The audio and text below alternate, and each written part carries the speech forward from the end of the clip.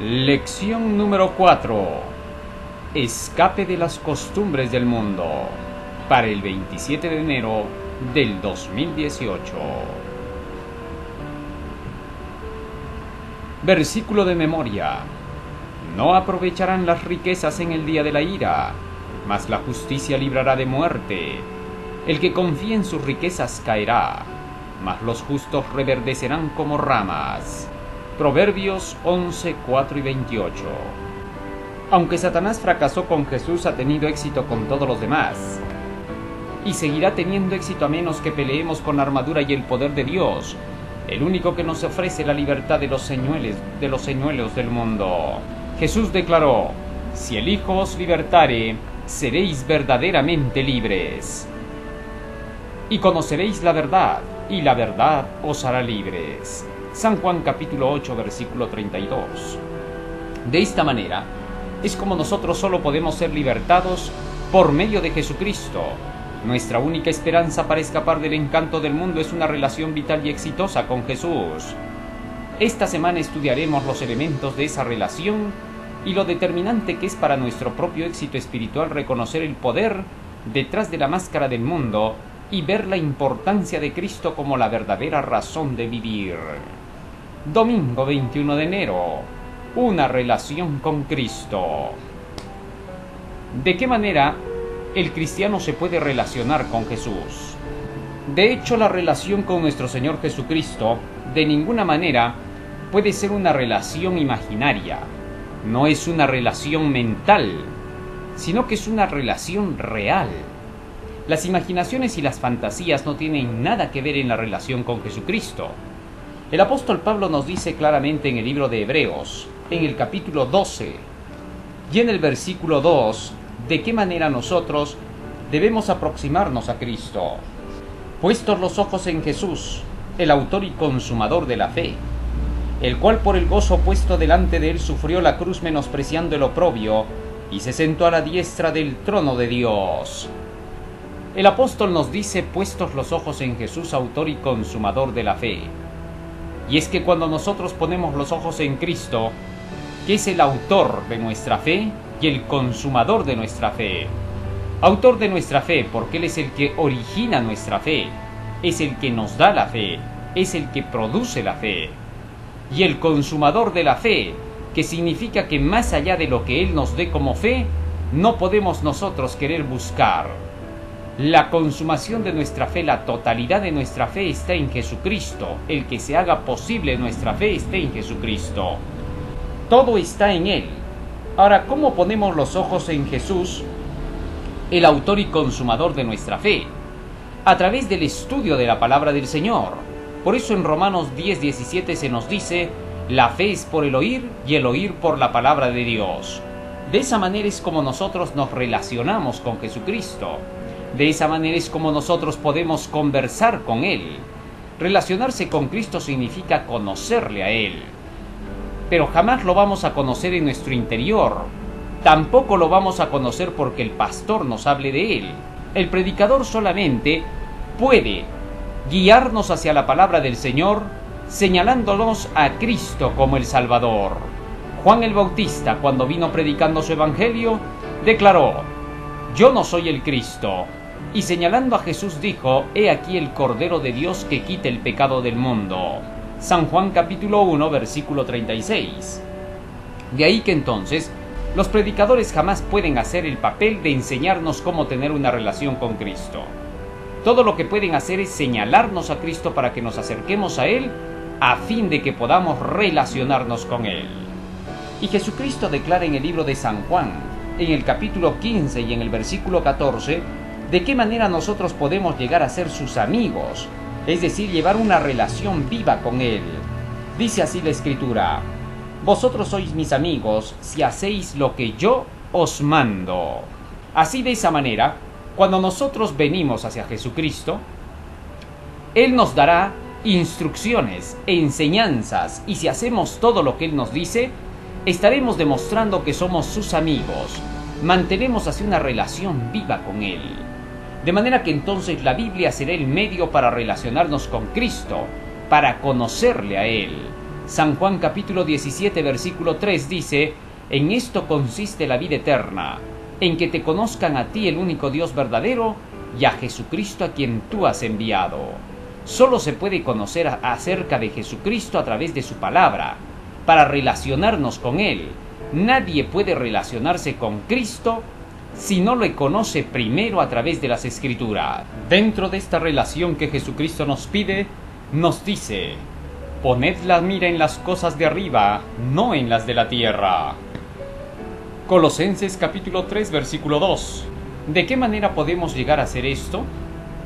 En el libro de San Mateo capítulo 6 versículo 33 Jesús dijo: mas buscad primeramente el reino de Dios y su justicia, y todo lo demás os será añadido. ¿Qué cosa es buscar el reino de Dios y su justicia? El reino de los cielos, dijo Jesucristo, es el Evangelio. Así que buscar el reino de Dios y su justicia será buscar el Evangelio de Dios. La justicia de Dios son sus mandamientos. Salmo 119, versículo 172 dice: todos tus mandamientos son justicia. De manera que entonces, cuando buscamos el reino de Dios y la obediencia a sus mandamientos para una vida de felicidad, estamos preocupándonos primeramente por las cosas celestiales. Y al hacer esto nos estamos relacionando con Jesucristo. A medida que nosotros vamos estudiando el Evangelio de Dios, desde el Génesis hasta el Apocalipsis, pues en Efesios capítulo 1 versículo 13, el apóstol Pablo dijo que la palabra de Dios es el Evangelio, oyendo el Evangelio de Dios, la palabra de verdad. De manera que entonces, el Evangelio viene desde el Génesis hasta el Apocalipsis. Y cuando nosotros vamos estudiando este Evangelio, descubrimos al Salvador, a Jesucristo. San Juan capítulo 1 versículo 1 dice: en el principio era el verbo, y el verbo era con Dios, y el verbo era Dios. Y en el versículo 14 dice: este verbo se hizo carne y habitó entre nosotros, y vimos la gloria del unigénito del Padre. De manera que entonces, al estudiar acerca de las Escrituras y conocer de Jesucristo, nos estamos relacionando con Él. No existe ninguna relación aparte de esa, de conocer el Evangelio de Cristo, la palabra del Señor. Una relación con Cristo no puede ser imaginaria, no puede ser fantasiosa. Algunos han presentado la idea de que la relación con Jesucristo es imaginaria y fantasiosa, y pronto la llevan a una idolatría mental, en la cual hacen pensar que relacionarse con Jesucristo no tiene nada que ver con el conocimiento de la verdad. En una ocasión, un predicador declaraba: yo por años he leído la Biblia, por años he estudiado el espíritu de profecía, por años he sido un gran teólogo, conocedor de las reglas y las enseñanzas de teología, pero a pesar de que conocía todas estas cosas, me faltaba algo. Necesitaba conocer a Jesús, me faltaba una relación con Cristo. Sin duda, las palabras de este predicador popular solamente demuestran ignorancia completa de las Escrituras, ignorancia completa de Jesucristo. Su relación con Cristo es una relación falsa, porque es una relación imaginaria. Él está sacando con eso un idealismo en el cual declara que él tiene una relación personal con Cristo. Él llegó a tener ese tipo de relación ficticia. El querer ahora imponérsela a sus oyentes declarando que todos deben de pasar por la misma relación que él tuvo, es un engaño. No se puede tratar de imponer a nadie nada.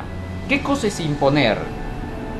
Imponer significa que él viene y cuenta ese tipo de experiencia que él tuvo, que aunque no tiene base en la Biblia, quiere que sus oyentes la acepten.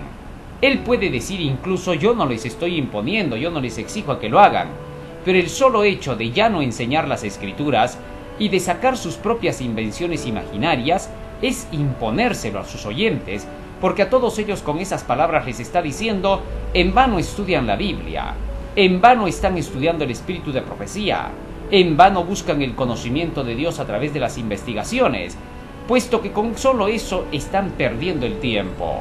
La forma de encontrarse con Cristo es tener una relación directa con Él, como que trataras con tu vecino. Sin duda esto es un engaño y esto es un error. Las Escrituras jamás nos han enseñado un tipo de relación con Dios de esa manera, porque al hacerlo estamos buscando a Dios dentro de nosotros, y eso se llama panteísmo. Así que debemos de tener mucho cuidado en la forma en que queremos relacionarnos con Jesús. La mejor manera de hacerlo era como Jesús se relacionaba con su Padre, a través del conocimiento de las Escrituras. El apóstol Pablo dice claramente en 2 de Timoteo capítulo 3, versículo 15 al 17, y que desde la niñez has aprendido las Escrituras, las cuales te pueden hacer sabio para la salvación por medio de la fe que es en Cristo Jesús. De manera que entonces a través de las Escrituras es que nos relacionamos con Cristo Jesús, a través de la fe. No hay otro camino para poder alcanzar la relación con Cristo. El mismo Jesús constantemente enseñó que era necesario escucharlo a Él para poderlo entender y conocer. San Juan capítulo 14 versículo 23 dijo Él: respondió Jesús y les dijo: el que me ama mi palabra guardará, y mi Padre le amará, y vendremos a Él y haremos morada con Él. De manera que Jesucristo viene a ser morada con nosotros solo a través del conocimiento de la palabra. Cuando nosotros llegamos a este punto de conocimiento, descubrimos que a través de las Escrituras, el Señor siempre nos aparta del mundo. Su misión, las enseñanzas de la palabra de Dios son precisamente apartarnos del mundo. El ser humano no puede apartarse del mundo por sí mismo, eso es un imposible de los imposibles, porque el apóstol Pablo es claro cuando dice en Romanos 8:7 que la carne no se sujeta a la ley de Dios, ni tampoco puede, es por gusto. De ahí que entonces la promesa que se nos hace en Génesis capítulo 3 versículo 15 es que la simiente santa, que viene a ser Jesucristo y sus enseñanzas, son los únicos que nos van a poder poner en oposición a la serpiente. Pondré enemistad entre ti y la mujer, le dijo a la serpiente, entre tu simiente y la simiente suya. Él, Dios, es el único que puede poner la enemistad, y la pone a través de su evangelio, a través de Jesucristo. Con las enseñanzas de Cristo nosotros nos ponemos en enemistad con el poder satánico. Satanás siempre trata de venir a ofrecernos grandes cosas en esta tierra, como lo hizo con Cristo en la tercera tentación. Si postrado me adoras, te daré todos los reinos de este mundo. Solo si nos postramos ante Satanás, podemos recibir sus ofertas. Ofertas que luego se van a hacer ceniza en nuestros labios. Ahora, a fin de que no podamos aceptar las ofertas de Satanás, Jesucristo mostró que solo había un camino. Escrito está. El escrito está hizo que Jesucristo pudiera vencer sobre el enemigo. Nosotros solo podemos vencer sobre Satanás cuando conozcamos los escritos de la palabra del Señor, puesto que todos estos escritos nos van a enseñar cómo poder renunciar a este mundo. La palabra del Señor increíblemente hace que nosotros nos alejemos del mundo porque nos muestra a las claras que el mundo no nos ofrece nada positivo, que todas sus ofertas son simplemente nubes que se desvanecen. Cuando estudiamos las historias de los patriarcas, de los profetas, de los apóstoles, llegamos a darnos cuenta de que, como dice en Hebreos 11:26, aún el gran Moisés se apartó de los tesoros de los egipcios, porque tuvo por mayores riquezas el vituperio de Cristo. Sin duda todos aquellos que hagan como Moisés, que sigan las Escrituras al pie de la letra, llegarán a ver que el mundo no es nada para ellos. El cristiano que todavía ama el mundo, que todavía quiere las riquezas, que todavía lucha por hacer comercio, sobre pretexto de decir es que el dinero es un mal necesario, ese cristiano demuestra que no está con Cristo, demuestra que no estudia la palabra del Señor, puede orar todo el día, puede decir que tiene una relación viva con Jesús, conversando con Jesús todo el día, pero eso no le sirve para nada. La oración sin el conocimiento de la palabra simplemente es mera charlatanería, no sirve para nada. Jesús fue claro.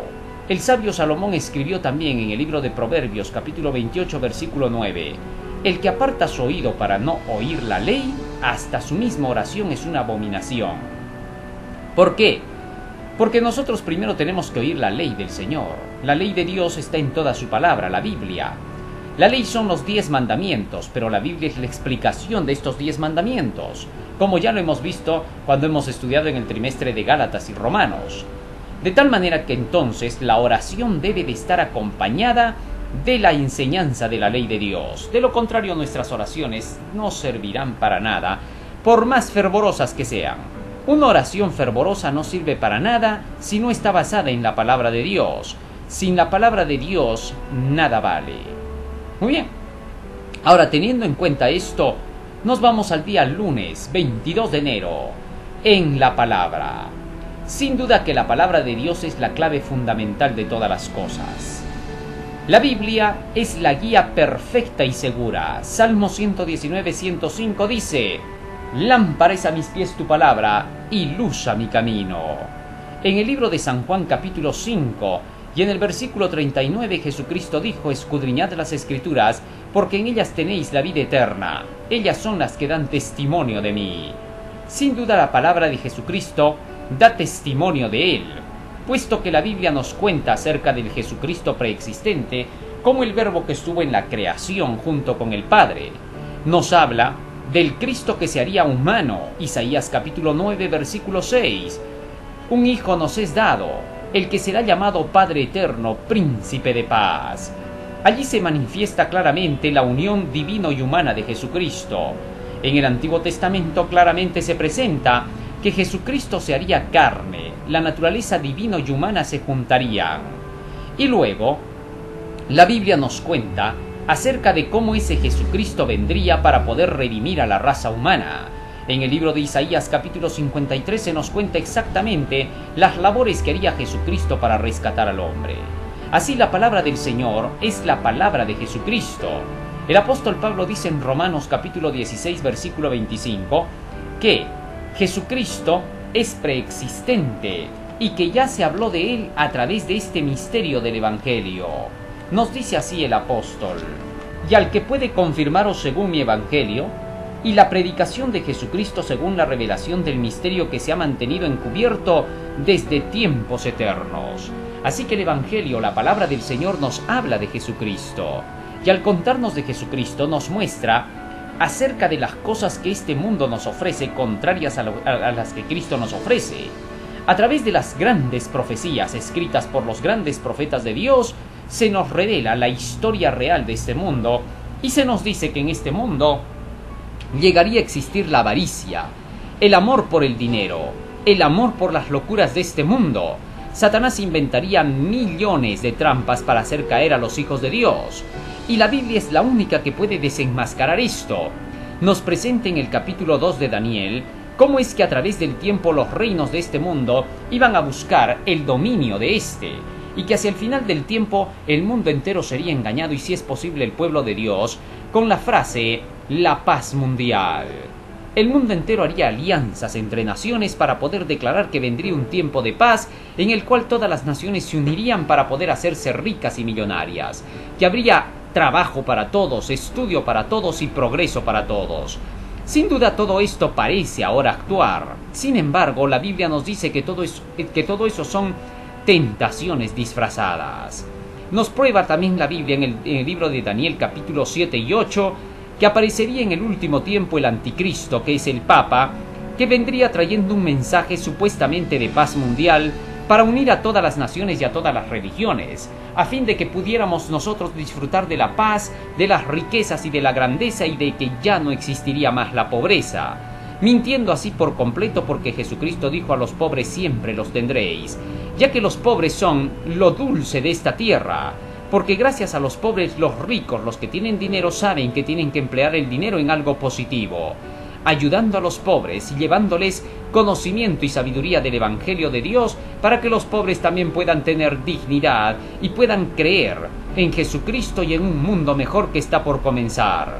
Todo esto sería contradicho por este enigmático personaje de quien se dice en Daniel 8:23 al 25 que será un personaje muy astuto, que hablaría palabras muy bonitas, pero que todo eso sería solamente un engaño, que la oferta de paz mundial sería un peligro latente para los hijos de Dios, puesto que los volvería mundanos y los volvería locos por el dinero, desesperados por querer crecer en este mundo, so pretexto de ser alguien en la tierra, y todavía para remate diciendo: es que tenemos que hacer quedar bien el nombre de Dios, sacando veintes y sacando buenas notas y llevando al mundo el evangelio de que podemos tener dinero y ser ricos como Abraham y como David.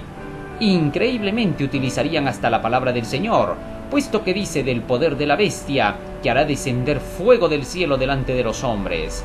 ¿No es mi palabra como fuego?, dice Jeremías 23:29. Así Satanás emplearía su sortilegio y su engaño. Pero sin embargo, en San Juan 8:36 Jesucristo dijo: así que si el Hijo os libertare, seréis verdaderamente libres. Y en San Juan 8:32 dice: conoceréis la verdad, y la verdad os hará libres. Y en San Juan 17:17 dice: santifícalos en tu verdad, tu palabra es la verdad. De ahí que entonces somos libres por medio de la palabra del Señor. Aquellos cristianos que no estén haciendo su año bíblico, que no estén estudiando cada año la Biblia entera, que no estén estudiando el mensaje de los 3 ángeles, que es el único mensaje que tenemos como verdad presente, sin duda caerán en la trampa, renegarán y maldecirán y dirán que la religión de Jesucristo no es una religión que no enseña a buscar el dinero, que el dinero no es malo después de todo. Y agarrándose del texto que dice: la raíz de todos los males es el amor al dinero, ellos dirán: el amor al dinero es el malo, y sin embargo estarán buscando el dinero. El solo hecho de buscar el dinero ya es amor por el dinero. Pero en cambio, si tenemos un plan y un proyecto para que el dinero esté en nuestras manos, y ese plan y ese proyecto tiene que ver con ayudar a los pobres y terminar de predicar el evangelio en toda la tierra, recién podemos decir que no tenemos amor al dinero. Pero tal cual se ven las cosas, aquellos que hablan mucho de que no hay que tener amor al dinero y que sí hay que buscarlo, increíblemente cuando tiene que llegar el momento de hacer algo por el evangelio y por los pobres, ni siquiera se acuerdan. No quieren que se proclame el evangelio más bien al mundo. Declaran que las profecías asustan a la gente y que no hay por qué predicarlas, que ese no es el mensaje, que hay que hablar solamente del amor. Pero cuando ellos hablan solamente del amor, todo es para ellos, para que el amor sea para regalarles a ellos dinero, para hacerlos más ricos cada día y para pensar más en este mundo. No creas, querido hermano, en ese tipo de enseñanza, porque el amor por las cosas mundanas nunca eleva la mente, nos dice la lección, a la moralidad espiritual, sino que reemplaza los principios bíblicos por la codicia, el egoísmo y la lujuria. Más claro no puede estar. Y esto nos lleva al día 23 de enero, martes 23 de enero, la vida de oración. Sin duda la oración es clave y fundamental. Orad sin cesar, se nos dice, como un llamado de atención para que podamos buscar al Señor. Y a través de la oración nosotros podemos comunicarnos con el cielo.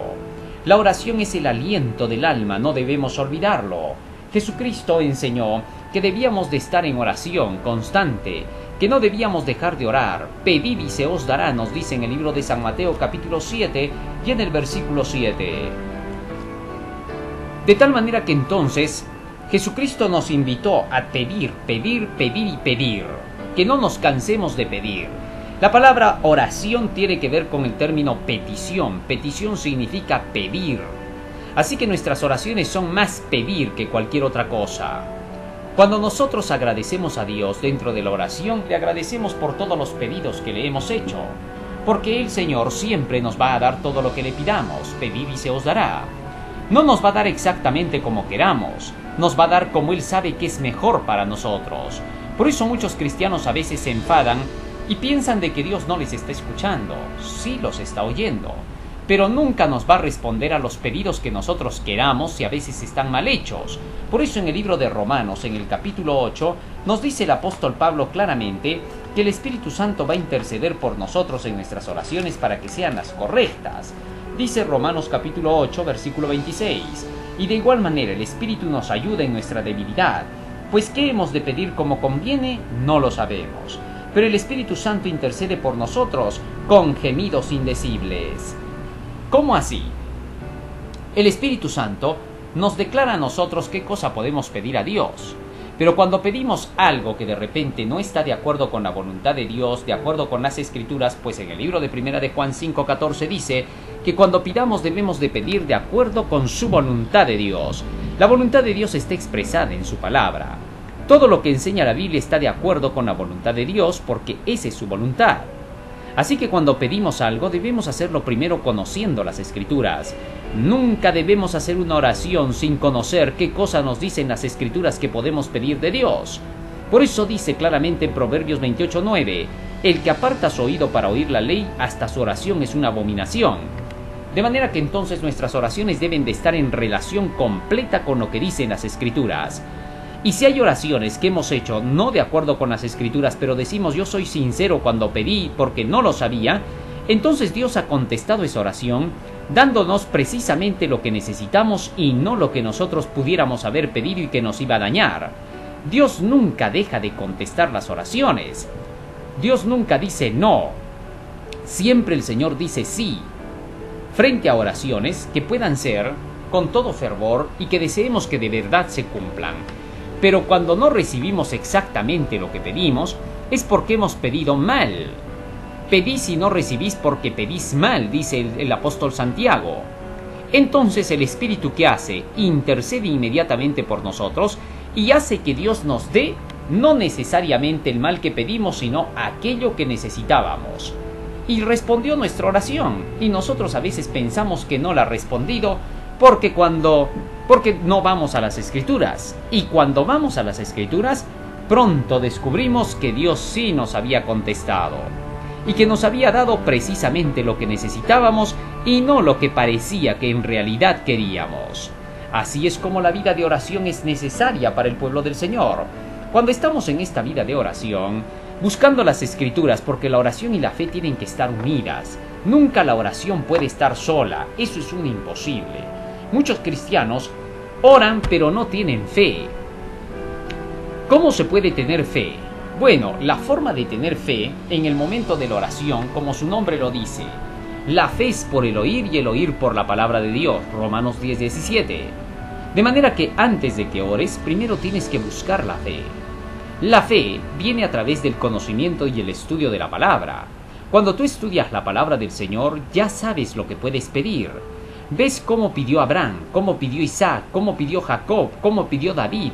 Tenemos oraciones en cantidades en la Biblia, y esas oraciones deben ser nuestras, porque si ellos pidieron y recibieron, ¿por qué al pedir nosotros no vamos a recibir? Pero pidamos lo que ellos pidieron, y veamos la necesidad que tenemos como cristianos. ¿Por qué? Bueno, un cristiano cuando comienza la vida para llegar al cielo, debe de tener su mapa que es la Biblia, y debe de ver cómo otros anteriores a él, que siguieron por este camino, hicieron lo que era correcto y pidieron lo que era correcto. Cuando nosotros entendamos que tenemos que seguir el mismo camino que ellos, no pediremos más de lo que ellos pidieron, no exigiremos más de lo que ellos exigieron, porque todo lo que ellos pidieron y todo lo que ellos exigieron era todo lo que nosotros necesitamos y no más. Nadie necesita más de lo que necesitaron otros para llegar al cielo. Así que entonces, sería bueno que todos nosotros pudiéramos estudiar más las historias de los patriarcas, de los profetas, del mismo Jesucristo incluso y de los apóstoles, donde nosotros podemos ver cómo fueron hombres de oración. Constantemente pedían al Señor todo lo que necesitaban para poder triunfar en este mundo y poder guiar a otros hacia ese mismo triunfo. Eso es todo lo que necesitamos. Así que cuando ores, no inventes oraciones. Dios no necesita que le inventemos oraciones. Jesús dijo claramente en el libro de San Mateo, en el capítulo 6, que no debemos de ser como los fariseos hipócritas que andaban haciendo oraciones largas. Las oraciones largas no van a volvernos más santos. Las oraciones que tienen relleno no van a hacernos santos. Si la oración es larga por los pedidos y las necesidades, amén. Jesucristo también pasaba a veces la noche orando. No era que oraba todo el tiempo, también estaba adorando al Señor, cantando, reflexionando en las Escrituras, meditando. Todo eso es parte de la oración de la noche, de una vigilia. Pero Jesucristo fue claro cuando dijo en el libro de San Mateo capítulo 6 versículo 7: llorando no uséis vanas repeticiones como los gentiles que piensan que por su palabrería serán oídos. Dios no necesita que lo palabreemos. Él ya sabe lo que nosotros necesitamos. Por tanto, palabrear a Dios es perder el tiempo. Pero muchos hacen de su oración una palabrería. Le cuentan a Dios todo lo que han hecho. Ah, Señor, me he ido a la tienda, voy a ir al mercado, voy a ir a jugar, voy a ir a hacer aquello. Pierden el tiempo y lo aburren a Dios. No hay que aburrirlo a Dios. Dios no quiere que seamos palabreros. Los palabreros se nota que son mentirosos. Así dijo claramente Jesucristo. Por lo tanto, no debemos de ser cansadores para Dios ni para nosotros mismos, con oraciones que sean largas y sin sentido. Y esto nos lleva al día miércoles 24 de enero, la vida de sabiduría. El cristiano ha de vivir de la sabiduría de Dios, conducirse por la sabiduría de Dios. En una ocasión Salomón había pedido a Dios sabiduría. Hasta ese momento, el rey Salomón había hecho lo que era correcto. Y Dios le prometió, Primera de Reyes 3:9, que le daría corazón entendido para juzgar a su pueblo y para discernir entre lo bueno y lo malo, porque ¿quién podrá gobernar este pueblo tan grande? Salomón así pidió sabiduría de parte de Dios para poder juzgar al pueblo del Señor y discernir entre lo bueno y lo malo. Y Dios inmediatamente felicitó a Salomón por haber pedido sabiduría y no haber pedido riquezas ni posesiones. Pero más adelante podemos ver de que Dios le da todo eso a Salomón, debido a la sabiduría que él tenía. Por medio de la sabiduría que Dios le dio, Salomón enriqueció a la nación y se hizo rico él y próspero. Cuando llegó a alcanzar todas estas posesiones, nos cuenta el mismo rey Salomón en el libro de Eclesiastés que él cometió un tremendo error. ¿Cuál? Mezclar la sabiduría con la necedad. Sin duda, esta frase del sabio Salomón, cuando dice que mezcló la sabiduría con la necedad, nos está mostrando que Salomón se había llegado a mezclar con los idealismos del panteísmo. Bueno, a decir verdad, Salomón llegó hasta las profundidades, ¿no? Porque dice que cuando comenzó a juntarse con las mujeres paganas y las hizo sus esposas, este rey Salomón llegó a participar del ocultismo. En el ocultismo se adoraba al dios Moloch, y él hizo grandes estatuas para Moloch, y la adoración al dios Moloch incluía participar del ocultismo y el satanismo, y llegar incluso a participar del homosexualismo.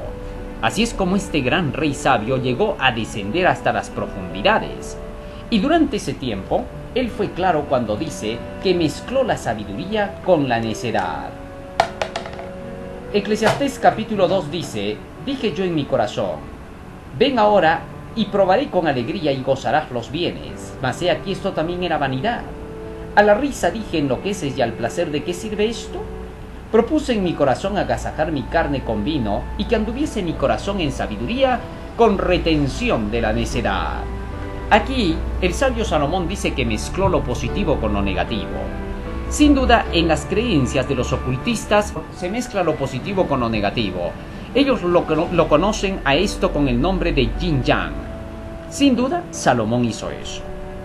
Mezclar lo malo con lo bueno. Satanás había dicho a la mujer cuando la tentó: y sabréis el bien y el mal y seréis como dioses. Sin duda, cuando dijo esto Satanás, seréis como dioses sabiendo el bien y el mal, estaba enseñándole a la mujer a mezclar lo positivo con lo negativo, el bien con el mal, y le hizo creer que esto era divino. Salomón cayó en esa trampa, y al mezclar la sabiduría con la necedad, todo lo que obtuvo fue la ruina. ¿Por qué? La sabiduría es toda la palabra de Dios. En Proverbios capítulo 2, versículo 1 al 5, el mismo sabio Salomón declaró que para obtener la sabiduría viene de la boca de Jehová, del conocimiento de los mandamientos de Dios y de su palabra. De manera que entonces, mientras Salomón estaba reteniendo la palabra del Señor, él estaba reteniendo la sabiduría de Dios. Y por medio de esa sabiduría llegó a hacer grandezas. Todas las cosas que obtuvo eran gracias a la sabiduría de Dios. Con la sabiduría se obtienen las riquezas. El mismo Dios dice: y no vayas a olvidarte que Jehová tu Dios es el que te da las riquezas. Sin duda, es Dios quien da las riquezas. De tal manera que entonces, a través de la sabiduría de Dios, es como se puede llegar a obtener los resultados. San Mateo 6:33 dice: buscad primeramente el reino de Dios y su justicia, y todo lo demás os será añadido. Ahora, Dios le dio todas estas riquezas a Salomón no para beneficio personal, no para que él se agasajase como dice el texto. Se llenó de cantores, de cantoras, de carros, de caballos, de oro, de plata, pero todo fue en beneficio personal.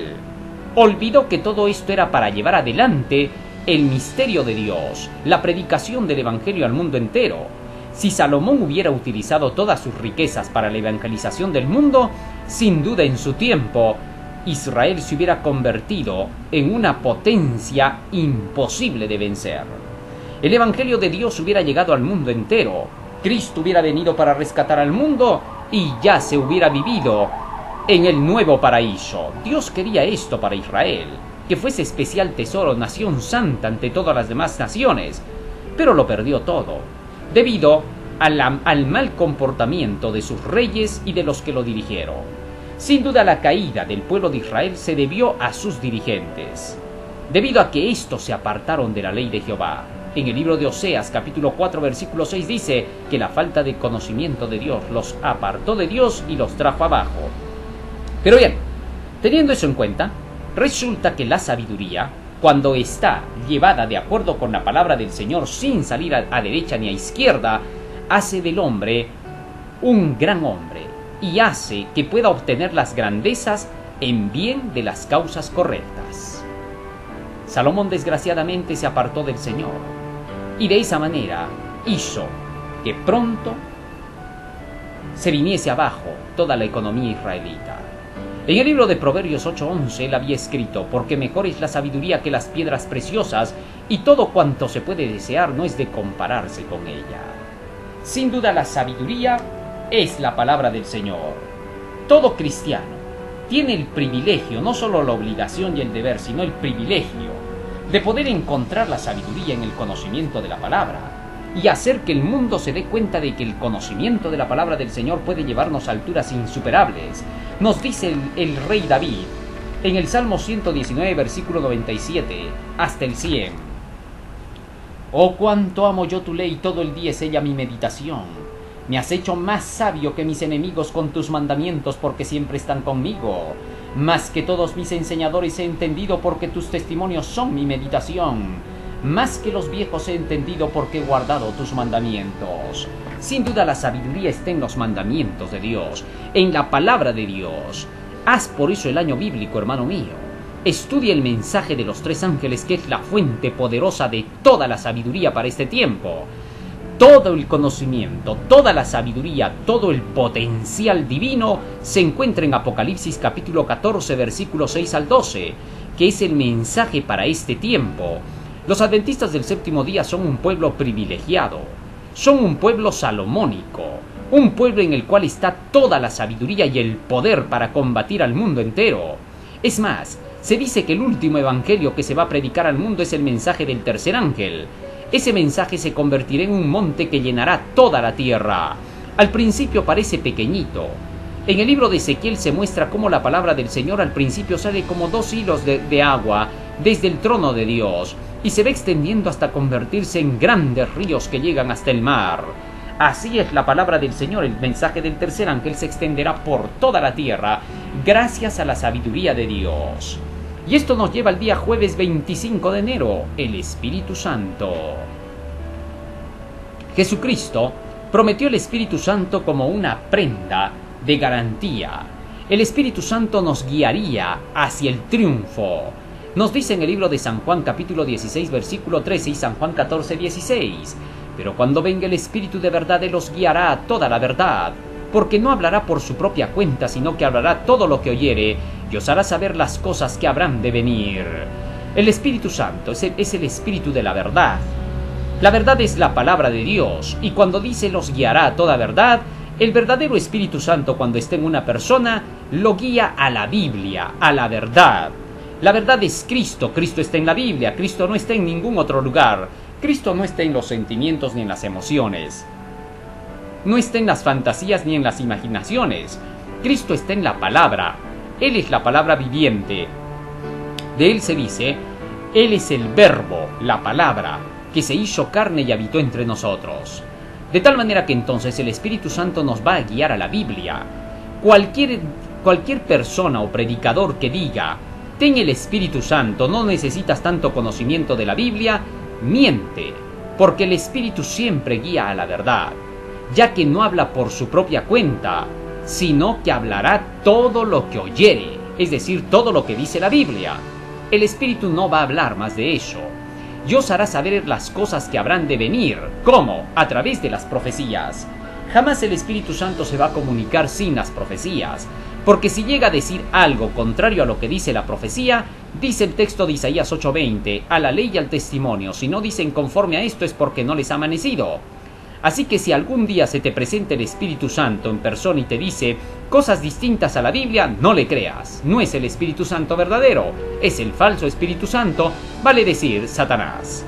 Así que nunca jamás podemos ir en contra de las Escrituras. Gálatas capítulo 1, versículos 6 hasta el 8, el apóstol Pablo dice: si aún un ángel del cielo viene y os predica otro evangelio, que sea anatema.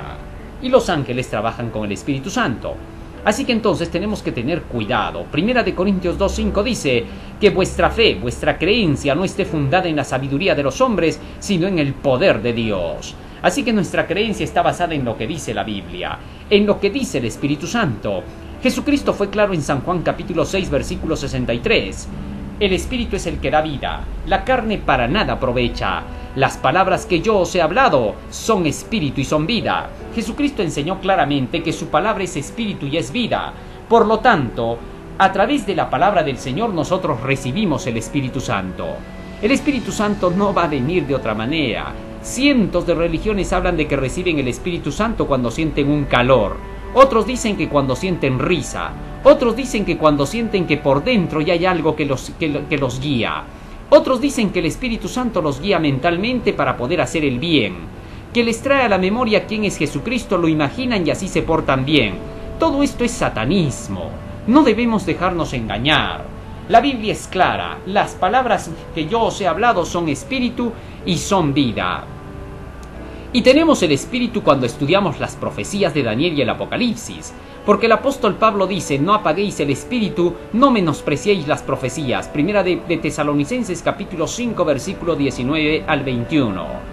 Muchos desechan las profecías y dicen tener el Espíritu Santo. El Espíritu Santo no viene sin las profecías, eso es un imposible. No se puede tener el Espíritu Santo donde no hay profecías.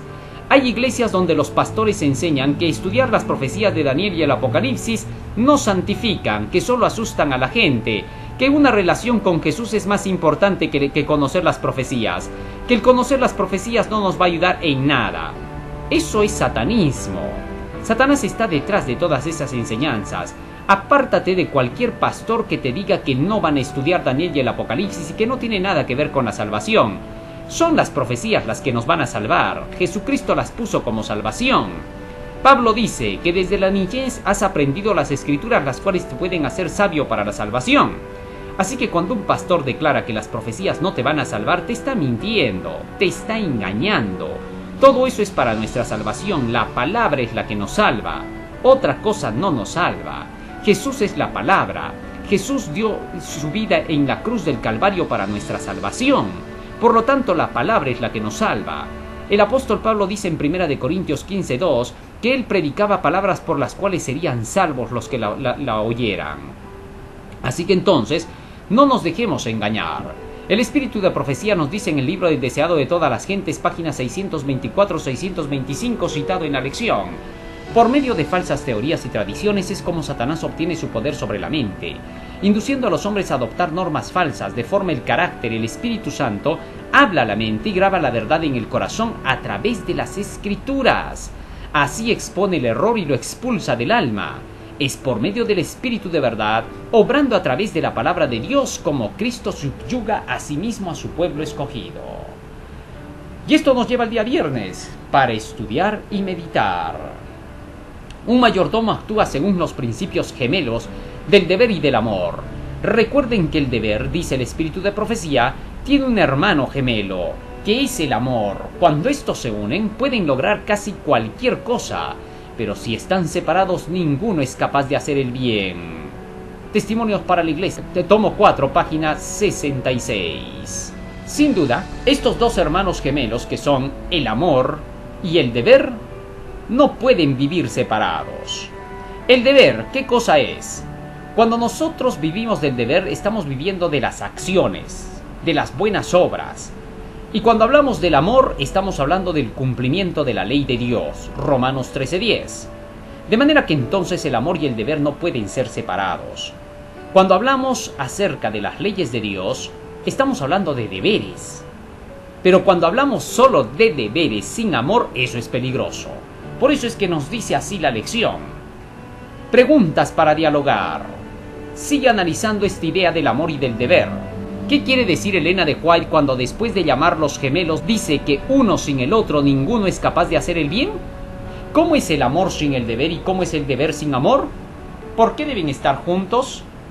Muchos cristianos dicen que hay que hacer buenas obras, que hay que comportarse bien, pero no leen la Biblia. Al no leer la Biblia no están viviendo del amor. San Juan 5:38 y 42 dice que el amor es la palabra de Dios. Jesucristo les dijo así a los judíos: ni tenéis su palabra morando en vosotros. Versículo 42, porque yo conozco que no tenéis amor de Dios en vosotros. Así Jesucristo demostró que el amor es todo lo que está escrito en su palabra, todos sus mandamientos y enseñanzas. Así que cualquier persona que quiera ser un buen cristiano y que diga, ¿para qué tanto conocimiento? Hay que ser más práctico, hay que hacer obras de bien, es un falso poste que indica el camino hacia el infierno. Porque al decir esto nos aleja de la palabra de Dios. Es imposible que podamos practicar el deber sin amor, es decir, sin las enseñanzas de la ley de Dios. Practicar el deber con amor significa hacer todo lo correcto porque la Biblia lo dice, porque los mandamientos de la ley de Dios lo dicen. No hay otra forma de vivir en amor, no existe, por favor. Ahora, ¿se puede vivir en amor sin deber? Está bien difícil. Nadie puede escudriñar las Escrituras y querer vivir en el verdadero amor sin cumplir con los deberes que éste exige. Así que Jesucristo dijo, San Juan capítulo 14, versículo 15, si me amáis, guardad mis mandamientos. Es decir, si tenéis amor por mí, si tenéis la palabra de Dios en vosotros, obedecedla. No hay otro camino. San Juan 14, 21 dice, el que tiene mis mandamientos y los guarda, ese es el que me ama. Maravillosa lección de esta semana. Necesitamos vivir de Cristo en amor. Que Dios te bendiga, hermano mío. Amén.